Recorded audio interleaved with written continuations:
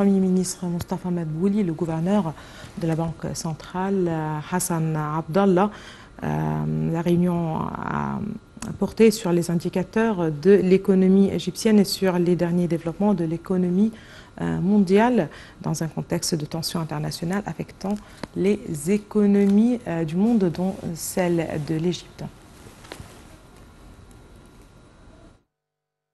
Le président Abdel Fattah el-Sisi a jugé impératif de déployer le maximum d'efforts pour réduire les effets de la crise économique sur les citoyens et faire face aux pressions inflationnistes, tout en continuant à mettre en œuvre les réformes structurelles, optimaliser le rôle du secteur privé en surmontant les obstacles bureaucratiques et appliquant le principe de neutralité concurrentielle. Le chef de l'État a également ordonné de favoriser un climat qui attire les investissements locaux et étrangers et de renforcer les acquis obtenus en matière de développement et dans les différents domaines d'une manière qui soutient l'économie nationale et augmente les niveaux de revenus de citoyens.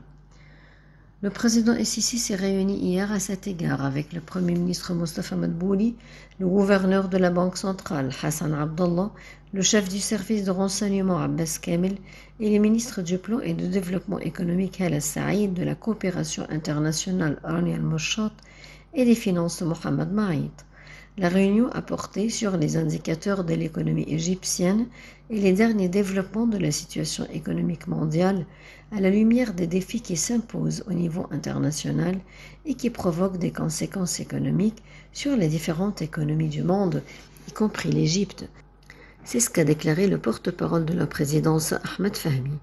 Les mesures sérieuses prises au cours de la dernière période pour continuer à améliorer les indicateurs macroéconomiques et attirer de divers investissements ont été passées en revue. Dans le même contexte, le président el-Sisi s'est informé des objectifs économiques les plus importants au cours de la prochaine phase et de la coopération avec les différentes institutions financières internationales pour poursuivre la mise en œuvre du processus de réforme économique. Le président Abdel Fattah el-Sisi a jugé impératif de déployer le maximum. Le président Abdel Fattah el-Sisi a d'ailleurs reçu à la Nouvelle Alamine le roi de Bahreïn, Hamad Ben Issa Al Khalifa.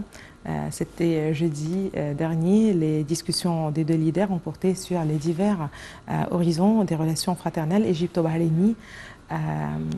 A-t-on appris du porte-parole officiel de la présidence, le conseiller Ahmed Fahmy, en relation basée sur les piliers robustes de fraternité et de confiance. Au cours de la rencontre, el-Sisi et le roi de Bahreïn ont passé en revue un nombre de dossiers ainsi que les évolutions sur les scènes régionales et internationales. Les deux dirigeants ont souligné la nécessité d'intensifier la coordination entre les deux pays et de continuer à renforcer l'action arabe commune.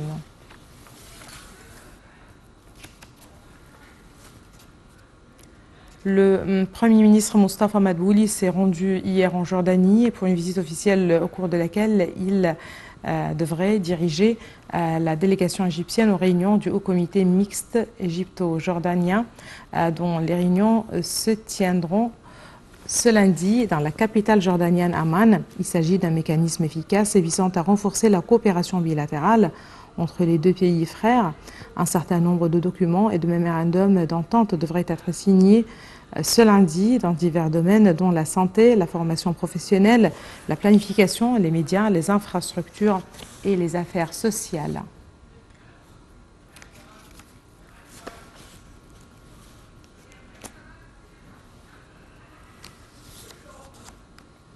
Le ministre des Affaires étrangères, Sameh Choukri, a participé hier à la première réunion du mécanisme ministériel issu du sommet des pays voisins du Soudan, tenu dans la capitale tchadienne N'Djamena. Ce mécanisme est le fruit de la réunion qui s'est tenue au Caire sous les auspices du président Abdel Fattah el-Sisi le 13 juillet dernier. Le porte-parole du ministère des Affaires étrangères, l'ambassadeur Ahmed Abou Zeid, a déclaré que les ministres des Affaires étrangères examinent lors de cette réunion les différents aspects de la crise soudanaise et leurs impacts sur le plan sécuritaire, politique et humanitaire, ainsi que les répercussions qu'a subi le peuple soudanais et les pays voisins. La réunion vise à déterminer des suggestions pratiques permettant aux chefs d'État et de gouvernement voisins du Soudan d'agir efficacement afin de parvenir à un règlement tangible à la crise actuelle tout en préservant l'unité du Soudan et son intégrité territoriale.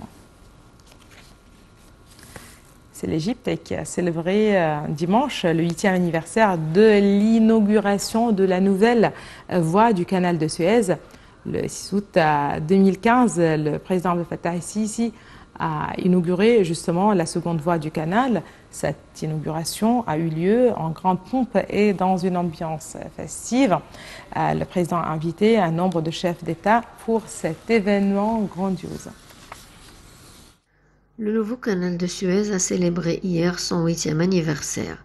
Il est une sécurité de navigation mondiale et un rêve devenu réalité à l'époque du président Abdel Fattah el-Sisi. La construction du nouveau canal de Suez est l'un des plus grands projets de développement jamais réalisés sous le règne du président el-Sisi. Il a lancé le début du creusement en 2014 et il a été achevé en une année. Le 6 août coïncide avec l'anniversaire de l'inauguration du nouveau canal de Suez. La particularité du canal de Suez émane du fait qu'il est l'un des plus longs canaux maritimes au monde. Près de 12% du commerce mondial transite par cette artère stratégique. En outre, il dessert 4 routes maritimes entre l'ouest et l'est, la plus importante étant Shanghai-Rotterdam. Par ailleurs, il représente la 4e source de devises étrangères pour l'Égypte. Avec l'augmentation de l'importance du canal de Suez, l'État égyptien a adopté différentes stratégies en accord avec l'évolution du commerce mondial. Ces stratégies ont 2 volets. Le premier consiste à adopter des mesures préventives pour éviter les problèmes avant qu'ils ne surviennent. Le second exige que toute démarche soit prise par les 2 entités responsables de la gestion du canal, à savoir l'organisme du canal de Suez, responsable de la gestion de la voie maritime, et la région économique du canal de Suez, responsable de la gestion des ports et des régions industrielles et logistiques longeant les 2 rives du canal. L'annonce du projet du canal de Suez visait à anticiper les élargissements qui étaient opérés au canal de Panama pour accroître sa capacité d'assimilation des navires à 100 000 tonnes, alors qu'auparavant il accueillait les navires de 80 000 tonnes seulement. L'élargissement du canal a réduit le temps consacré au voyage de 6 heures et a augmenté la capacité d'assimilation des navires à plus de 200 000 tonnes, ce qui a augmenté la compétitivité du nouveau canal face au canal de Panama. Non seulement le poids maximum autorisé a augmenté, mais en plus le coût a été réduit.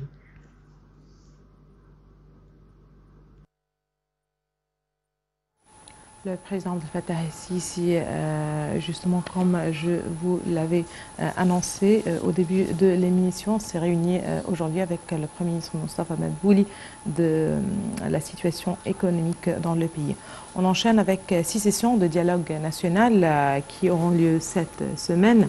Entre-temps, le comité des propositions et des recommandations se réunira intensivement pour suivre le travail. Les 6 sessions seront réparties équitablement entre les 3 axes du dialogue national, axe social, politique et économique. Le secrétaire général du dialogue national, Ziad Rachouane, a déclaré dimanche que le mini-comité du système électoral soumettra des propositions au conseil d'administration qui les étudiera rapidement et les soumettra au président Abdel Fattah el-Sisi. Rachouane a ajouté que les propositions sont soumises au président el-Sisi telles qu'elles ont été rédigées et qu'aucune proposition n'est exclue. Il n'y a pas non plus de vote sur les propositions à soumettre. Une proposition sur la prévention de la discrimination est toujours en cours d'élaboration, tandis que les propositions sur la tutelle des enfants et des coopératives locales sont approuvées à l'unanimité.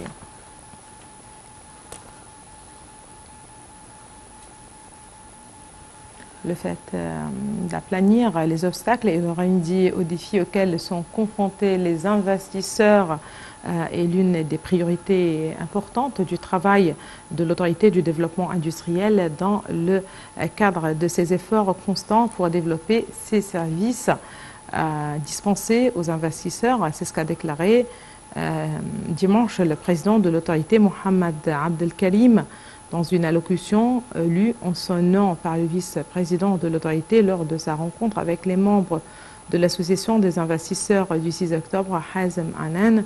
M. Abdelkarim a souligné que la ville du 6 octobre était l'une des citadelles justement industrielles en Égypte.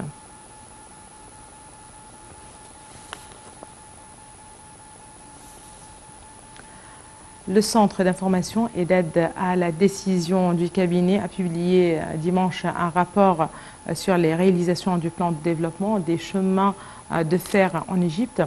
5 trains Talgo sur 6 ont été mis en service, tandis que 770 des 1350 nouveaux wagons ont été livrés.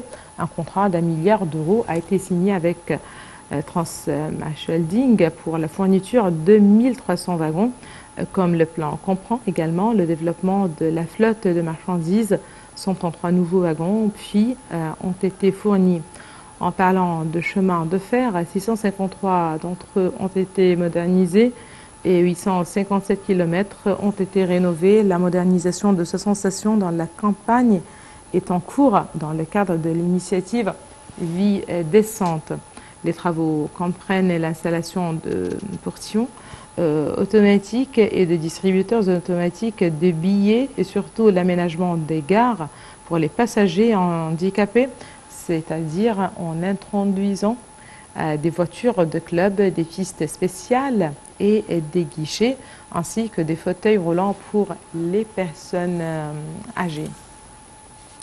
Le conseil d'administration du Comité national olympique d'Égypte a félicité la fédération égyptienne de pentathlon moderne dirigée par Sherif Larian pour la victoire remportée par la joueuse Salma Ayman au championnat de Pologne.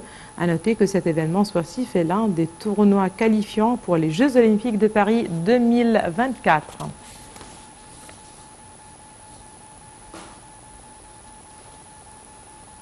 C'est la mission archéologique égyptienne du département central des Antiquités submergées au Conseil suprême des Antiquités qui a dévoilé lors des travaux de plongée et de prospection archéologique sur un site submergé en mer Méditerranée à environ 650 mètres de la plage d'El Alamein, les restes d'un navire coulé du IIIe siècle avant Jésus-Christ. Déclaration faite par Dr Mustafa Waziri, secrétaire général du Conseil suprême des Antiquités, expliquant l'importance commerciale de la région d'El Alamein et de la côte nord au IIIe siècle avant Jésus-Christ, qui abrite de nombreux ports commerciaux en plus de son importance scientifique. Madame, Monsieur, à présent, nous vous proposons une retransmission en direct d'Amman, en Jordanie, où se trouve le Premier ministre Mostafa Madbouli. C'est la signature d'accords d'entente et de mémorandum.